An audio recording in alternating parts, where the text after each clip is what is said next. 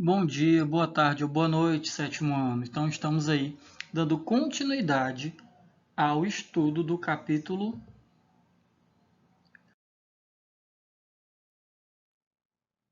24. Capítulo esse que tem aí como principal assunto termodinâmica.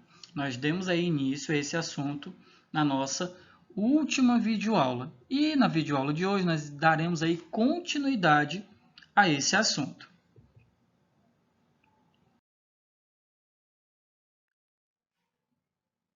Mas, primeiramente, turma, vamos aí só revisar o que é a termodinâmica.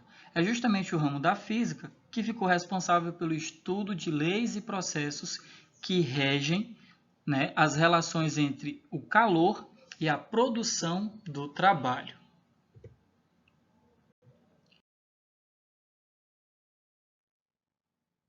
Na videoaula de hoje, um dos pontos que será aí explicado é calor específico. Vamos entender aí o que seria, qual a funcionalidade do estudo desse calor específico, no que o entendimento, o estudo e a análise desse ponto, né, desse assunto, pode ser aplicado dentro aí da termodinâmica.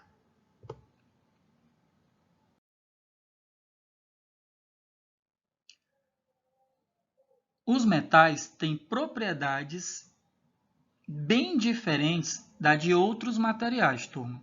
Podemos aí tomar como exemplo desses outros materiais o isopor, pois o isopor não absorve calor com facilidade. E por esse motivo que temos aí a sensação de que um piso de mármore, por exemplo, está mais frio do que um piso de madeira. Isso é possível porque os materiais têm propriedades físicas diferentes, tais como massa, volume, densidade, dentre outras. Esse fenômeno ocorre em função de uma propriedade chamada calor específico. Então, vamos começar já a entender. Calor específico é uma propriedade que os materiais possuem, certo? E aí vamos ver de que forma esse calor específico age. Mas já saibam que calor específico é uma propriedade da matéria.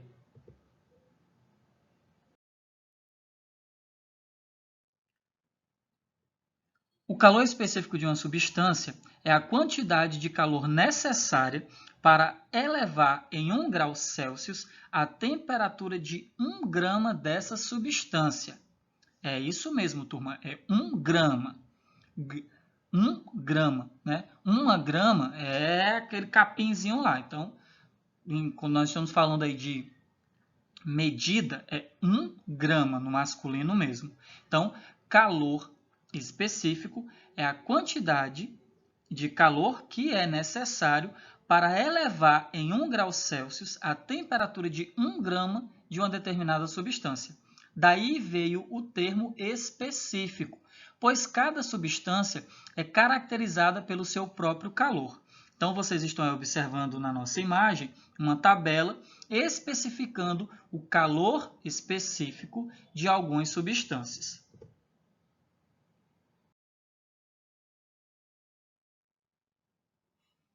A unidade de medida da quantidade de calor de um corpo é a caloria, representada aí pela sigla CAL. É correspondente à quantidade de calor fornecida a 1 grama de água para elevar a sua temperatura em 1 grau Celsius. Logo, o calor específico da água é 1 caloria por grama Celsius.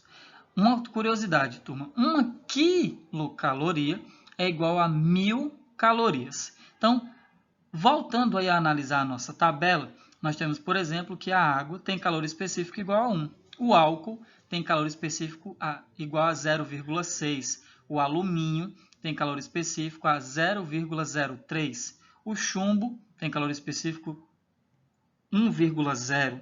O cobre tem calor específico 0,092. O ferro tem calor específico igual a 0,117. O gelo O gelo, professor, sim, turma, o gelo, ele tem calor específico igual a 0,5. O vapor de água tem calor específico igual a 0,48 e o mercúrio tem calor específico igual a 0,033. Então, observem que cada substância vai ter o seu calor específico. Lembrando que calor específico é uma propriedade da matéria.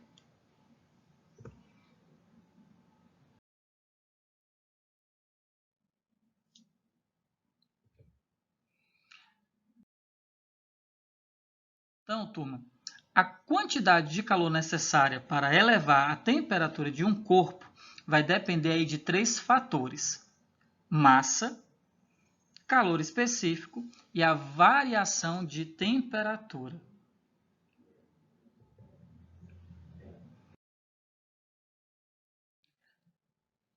E aí, turminha, essa fórmula que vocês estão vendo é justamente aí a fórmula que vai ser aplicada para calcular a quantidade de calor. Então, vamos analisar aqui a fórmula. Temos aqui Q, que vai ser a quantidade de calor. Temos M, que vai estar relacionando aí, vai estar representando a massa do corpo. C, que vai estar representando o calor específico, que nós já vimos lá anteriormente, que cada substância vai ter aí um valor diferenciado para esse calor específico. E o ΔT será justamente a variação de temperatura. Detalhe, turma, essa fórmula nós iremos abordá-la com mais propriedade a partir das nossas próximas aulas. Hoje nós estamos aí fazendo uma explanação sobre ela, mas a aplicação dessa fórmula só a partir da próxima semana, ok? Então, para calcular a quantidade de calor de uma determinada substância, nós utilizamos esta fórmula, Q é igual a M vezes C vezes ΔT, onde Q é a quantidade de calor, M é a massa do corpo, C é o calor específico e o ΔT vai estar aí representando a variação de temperatura.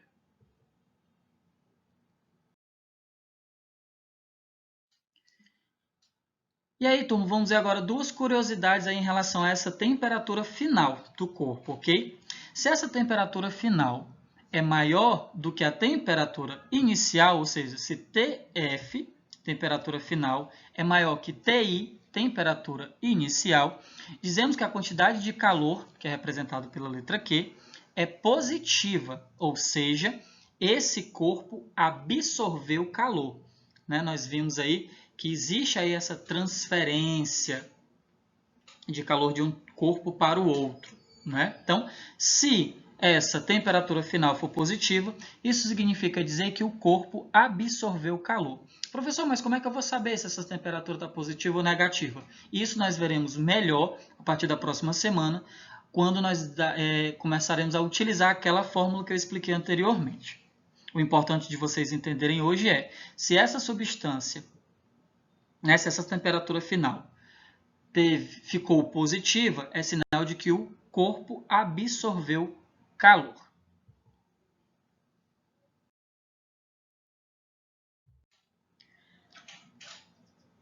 Se a temperatura inicial do corpo for maior do que a temperatura final, ou seja, se TF é menor que TI, dizemos que a quantidade de calor, que é representado pela letra Q, é negativa, ou seja, o corpo cedeu calor, ou seja, ele perdeu calor. Houve aí, ele transferiu para um outro corpo o seu calor, e aí, por conta disso, a sua quantidade de calor, vai ser negativa.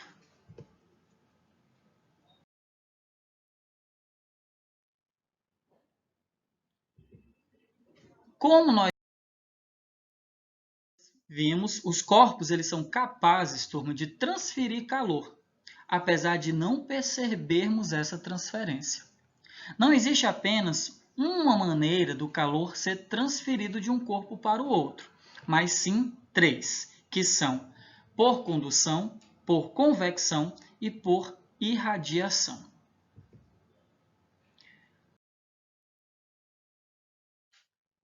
Quando a transferência é por condução, acontece o seguinte, turma.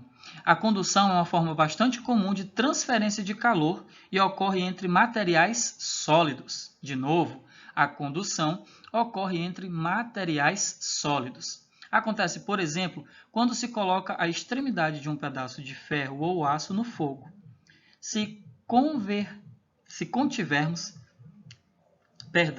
estivermos segurando o outro lado, sentiremos que aos poucos o calor vai se propagar pelo metal até que chegue à nossa mão. Por esse motivo, as panelas e alguns utensílios de cozinha são feitos de metal, né? E a gente percebe aí que elas possuem um cabo de madeira, de materiais mal condutores, como madeira ou alguns tipos de plásticos, para evitar que soframos aí queimaduras ao manuseá-los. Os metais, turma, são bons condutores de calor, por isso não são recomendáveis para certas tarefas que exijam aí a exposição longa a temperaturas elevadas.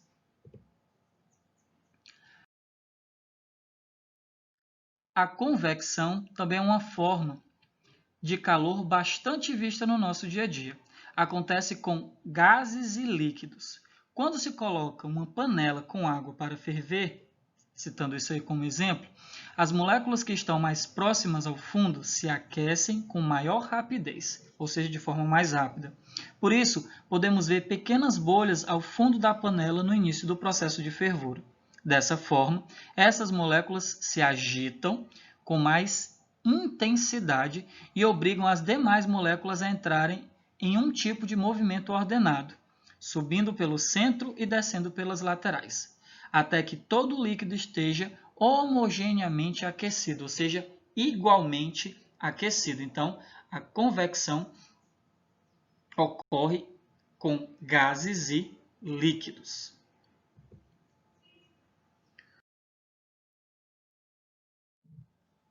A irradiação, ao contrário dos dois processos vistos anteriormente, não necessita de meio material para se propagar, podendo ocorrer até mesmo no vácuo. Ela se faz por meio de ondas eletromagnéticas, como são vistas, por exemplo, nos raios infravermelhos, energia solar, por exemplo, e ondas presentes em micro-ondas e lasers. Quando colocamos um alimento no forno de micro-ondas e o acionamos, o aparelho gera ondas de alta frequência capazes de agitar as moléculas. Como sabemos, a agitação de moléculas está relacionada ao calor. Esse forno é revestido com grades de metal que retêm essas ondas em seu interior e as refletem no alimento. Essas ondas, então, penetram nesse alimento, provocando a movimentação das suas partículas. Por conta dessa movimentação, teremos como resultado o aquecimento deste alimento.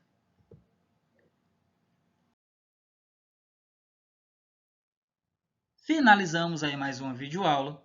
Para exercitar a sua memória, vocês vão responder a atividade que está proposta na página 349 do nosso livro de ciências. Turminha, foco nos estudos e até a próxima.